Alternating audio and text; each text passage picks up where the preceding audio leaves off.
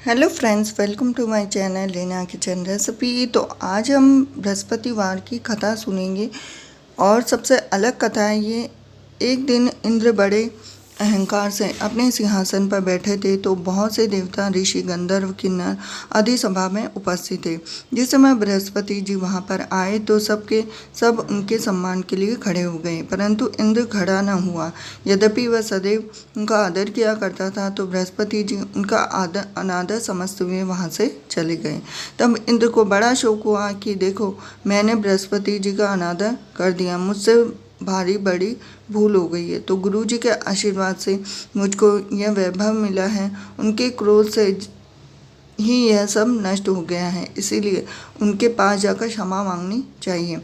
अब इस बार इंद्र उनके स्थान पर गए। जब बृहस्पति जी ने उनके योग बल से जान लिया कि इंद्र क्षमा मांगने आ रहा है, तब क्रोधवश उससे भेंट करना उचित न समझकर अंतर्ध्यान हो गए। जब इंद्र ने बृहस्पति जी को घर पर न देखा तब निराश होकर लौट गए। जब दैत्यों के राजा वृषवर्मा को यह समाचार विदित हुआ तो उसने अपने गुरु शुक्राचार्य की आज्ञा से चारों तरफ से घेर लिया। गुरु की कृपा न होने के कारण देवता करने व मार खाने लगे। तब उन्होंने ब्रह्मा जी को विनयपूर्वक सब वृत्तांत सुनाया और कहा कि महाराज, किस प्रकार बचाइए। तब ब्रह्मा जी कहने लगे कि तुमने बहुत बड़ा अपराध किया है, तो गुरुदेव को क्रोधित कर दिया है। अब तुम्हारा कल्याण इसी में है कि ब्राह्मण का पुत्र विश्वरूपा बड़ा तपस्वी और ज्ञानी है, उसी से पुरोहित बनाओ और तो तुम्हारा कल्याण हो सकता है। यह वचन सुनते ही इंद्र द्वष्टा के पास गए और बड़े विनीत भाव से द्वष्टा से कहने लगे कि आप हमारे पुरोहित बनिए, जिससे हमारा कल्याण हो जाए। तब द्वष्टा ने उत्तर दिया कि पुरोहित बनने से तपोबल घट जाता है, परंतु तुम बहुत विनती करते हो तो इसलिए मेरा पुत्र विश्वरूपा पुरोहित बनकर आपकी रक्षा करेगा। विश्वरूपा ने पिता की आज्ञा से पुरोहित बनकर ऐसा यत्न किया कि हरि इच्छा से पिता की आज्ञा से पुरोहित बनकर ऐसा यत्न किया कि हरि इच्छा से इंद्र वृषवर्मा को युद्ध में जीतकर उसके इंद्रासन पर स्थित हो गया। अब इसके बाद में जब भिक्षा के लिए आए तो राजा ने देखा। अब विश्वरूपा के 3 मुख थे, तो एक मुख से सोमपल्ली लता का रस निकाल दिए थे और इसके मुख से मदिरा पीते हुए तीसरे मुख से अन्नादि भोजन करते। अब इंद्र ने कुछ दिनों के उपरांत कहा कि मैं आपके आज्ञा से यज्ञ करना चाहता हूँ।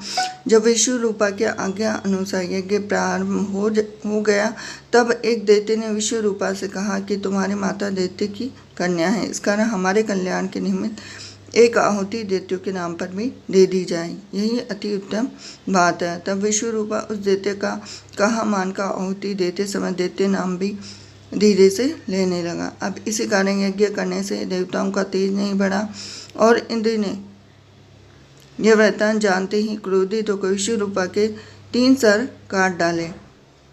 मद्यपान करने से भंवरा, सोमपल्ली पीने से कपूता और अनन खाने से मुख से तीतर बन गया। विश्वरूपा के मरते ही इंद्र का स्वरूप ब्रह्म हत्या के प्रभाव से बदल गया। देवताओं के 1 वर्ष के पश्चात करने पर भी ब्रह्म हत्या का यह पाप न छूटा। तब सब देवताओं के प्रार्थना करने पर ब्रह्मा जी बृहस्पति जी के सहित वहां आए और उस ब्रह्म हत्या के 4 भाग किए।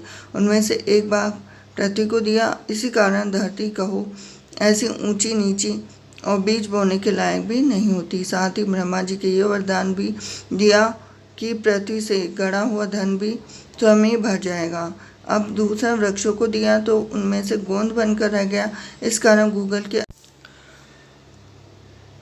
अब यह वरदान दिया कि उसके ऊपर सूख जाने पर सब फूट जाता है। तो तीसरा भाग स्त्रियों को दिया तो स्त्रियाँ हर महीने रजस्वला होकर पहले दिन चांदालनी, दूसरे दिन ब्राह्मण गाती और तीसरे दिन धोबिन के समान रहकर चौथे दिन शुद्ध होती है।